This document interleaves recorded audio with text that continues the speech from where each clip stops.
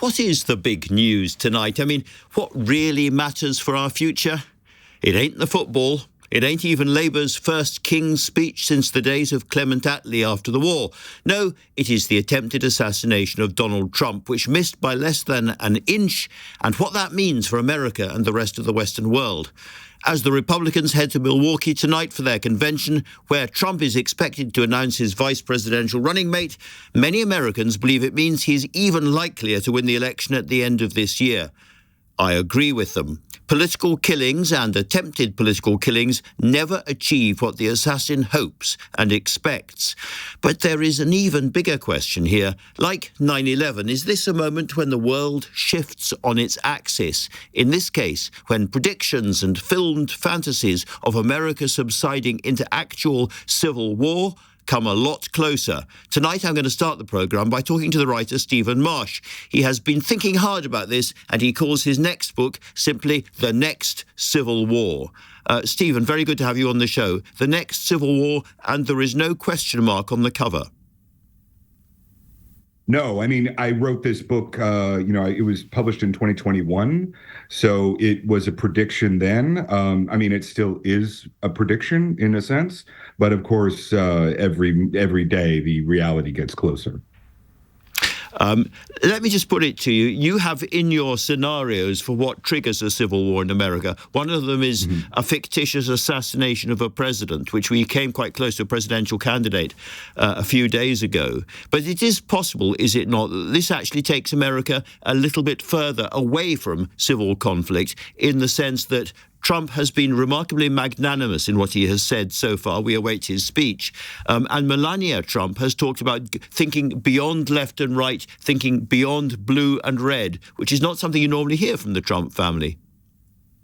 Well, they can do that because they have so many people on their side who are willing to take the revenge and chaos, the revenge and chaos position for them. I mean, J.D. Vance, I think it was within an hour of the assassination, blamed, the rhetoric of Joe Biden for this assault. Certainly, if you go on TikTok right now, I mean, the calls for violence against the left are totally outrageous. I think whenever civil societies reach these points of fracture, there are always two sides. One is institutional preservation, and the other is revenge and chaos. And those tend to be the two sides that actually go to war in a civil war. That's true everywhere that it happens. So those sides have already been established. But the truth is, like, before this action, those sides were already well entrenched. Civil war is a very loaded and big phrase to use. Can you just explain to people listening here why you think America is not very far away from that? Well, I mean, the technical definition of a civil war, and this is a very technical book, I like to keep everything very precise, from PRIO is 1,000 combatant deaths a year. So America is actually relatively far from that in some ways.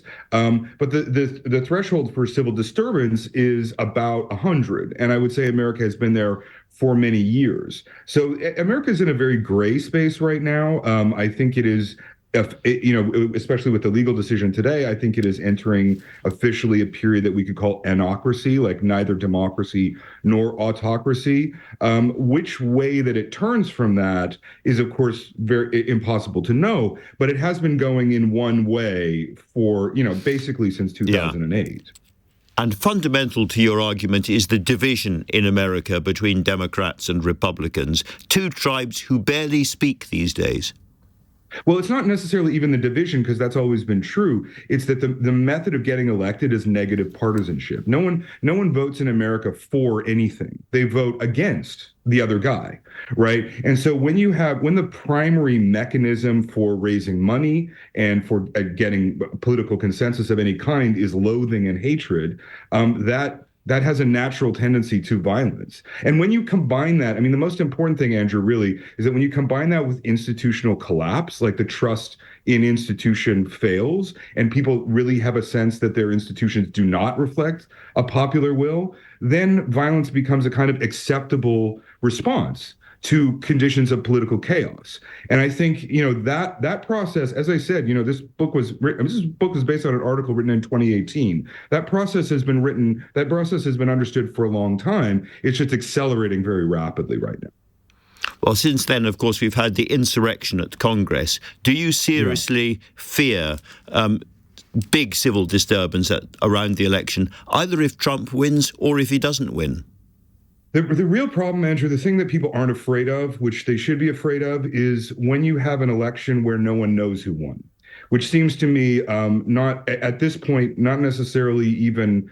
That seems to me a probable outcome. That doesn't seem to me like an outrageous outcome. That seems to me like there is a very significant chance of that. And that, of course, is the very worst outcome that could happen. That would be the fall of the Republic in some ways. I mean, already in 2020, more than the vast majority of Republicans do not believe that Biden legitimately won that election. 2016, many Democrats did not feel that Trump legitimately won that election, that he had Russian help.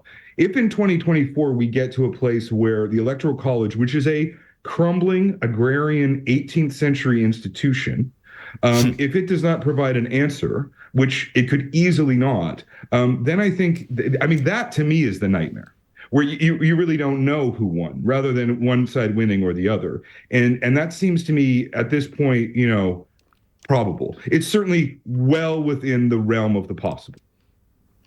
Stephen, you're talking obviously to a British audience, and there are cultural differences between us and the Americans. Just explain a little bit about how important religion in all of this is. I mean, we're already seeing iconography with Christ holding up Trump and people selling Trump's blood as a kind of miracle cure. All sorts of strange stuff by our standards is already happening.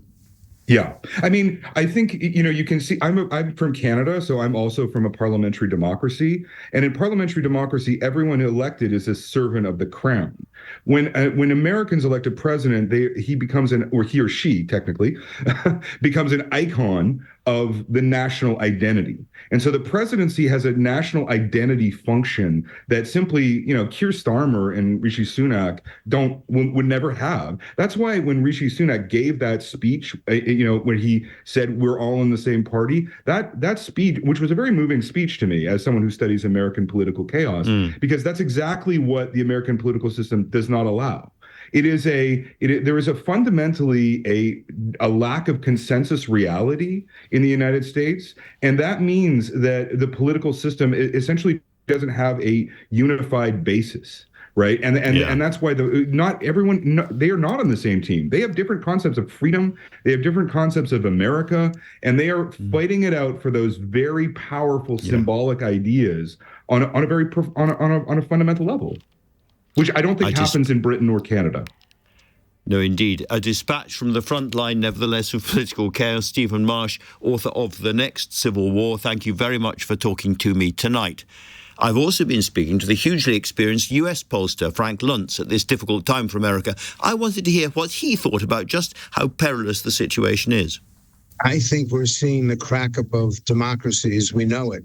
It's reached a breaking point, and democracies do break. I don't think a civil war is necessarily the outcome, because Americans don't.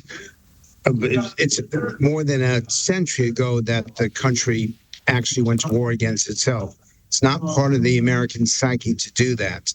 That said, we're angrier now than we've ever been. We're more distrusting than we've ever been. Our institutions have less credibility than ever before, and those who run those institutions have less credibility than ever before. So I don't think the result will be a civil war, but I do see that democracy is in tremendous peril, and I think it's going to get worse before it gets better. And in this democracy in peril, you now have effectively different Republican and Democratic tribes who live apart, who don't communicate with each other, who don't sit down with each other, who don't talk across the table or across the town square to each other. And, of course, you have a country where there are more guns than there are people. There's nothing I disagree with. In fact, I can give you polling numbers behind it. Almost half of Americans have written someone out of their life because they disagree with them over politics. Almost half of Americans are now afraid to express their point of view out of fear of being canceled. These First Amendment rights are at the core of what democracy is all about, and yet more and more Americans feel like they can't practice them. They're fearful of their neighbors. They're fearful even of their family. And one more point on that. Thanksgiving is an important holiday in America. 20% of Thanksgiving dinners broke apart last year because of a disagreement over politics. So you're dead on with your analysis. We just may have a disagreement about what the actual outcome of that will be. Well, I hope we do, because the argument I've been hearing is such a grim one. But can I ask how you see the attempted assassination of President Trump playing out politically? He appeared to be already exploiting it in a very clever and very effective way. Well, I don't call it exploiting it when you're bleeding from the ear, and you're telling people who just want you being shot that you put your fist in the air and you say, fight. That's not exploiting. That's making a statement. And you know that you and I have had conversations about Trump and Biden, and that I do not consider myself an ally of his. But the fact is, in the middle of this horrific incident, that he's giving the audience confidence that there's a reason why people weren't running and screaming, that they felt safe and secure. And there's actually still more doubt about the Biden campaign and Joe Biden himself and his capability than there is Donald Trump. I give Trump props for his willingness to stay. He would not have left, even bleeding. If the Secret Service had not forced him out, he would have stayed there. This is a really incredibly tough guy. And I'm not in the habit of complimenting him. I think he deserves compliments for how he's handled the situation. Well, let me tempt you to compliment him one stage further, which is what he said afterwards, that all Americans must stand together, was in some senses not a very Trumpian thing to say. It wasn't quite a healing thing to say, but it was, we are all ultimately on the same side. That's not really a message we have heard from Trump, and it might be the message which carries him into a big victory at the end of this year. I think you got it exactly right, and I'm going to be listening to every word on Thursday night. I've heard the reports, I've been told it directly, that Trump has thrown out his original speech and that they're redrafting it to make that appeal. If Donald Trump appeals for unity, if he stands up there and says, let's all work together, side by side, roll up your sleeves and let's get it done, I don't see how Joe Biden beats him, because that takes Joe Biden's message and places it in someone who has more strength, more directness, and even wounded, he's still fighting for the country. I've never said this before. This is so out of my character, but it's this is where we are right now. And we were talking, I should explain, you're in an airport and we can hear some of the announcements behind you, which is absolutely fine. But we were talking, you're on your way to Milwaukee to the convention. We were talking about Joe Biden a second ago. Do you think there's any part of this? Joe Biden is clearly a very stubborn man and determined to carry on. Do you think there's any part of this event which might make him think again? Yes, because he wants to have a good life. He's still got years left with his wife and his son and his family that he cares about. He still has the ability to serve the country, which is what he wants to do. And I'm not going to call him stubborn, because I think he's earned this. That said, I don't believe he'd be the best candidate. So basically, I'm making everybody angry with me in this interview. I don't believe he'd be the best candidate. I believe that he's a lot to accomplish over the next 6 months, a lot to get done that he wants to get done and that he can get done. But at this point, with Donald Trump re-energized, with him reaching towards the center, with his support so eager to vote, the Democrats are going to need a catalyst, someone not just to bring them together, but to bring them out, to get them to the polling place. And I'm not convinced that a Joe Biden re-election campaign will achieve that. Is there anyone you can think of who could possibly motivate the Democrats? Yes, I'll give you 3 people, and I'm going to give your listeners a chance to write them down. Mitch Landrieu, the former mayor of New Orleans, a spokesman for the Biden campaign, an incredible campaigner, a very personal, successful individual as mayor, as lieutenant governor, and just the best retail politician I've ever met. Cory Booker, the senator from New Jersey, an incredible personal story, took a city, Newark, that was on its knees and brought it back to its feet, and a brilliant speaker. And the third is Wes Moore, the governor of Maryland, who's already dealt with a national tragedy, the bridge being knocked over in in Baltimore Harbor. He's been governor for a couple of years. These are three Democrats that could step in and energize the party. But the truth is, they will not get the chance to do so unless and until Joe Biden decides himself to step aside. All right, everybody listening, remember those names.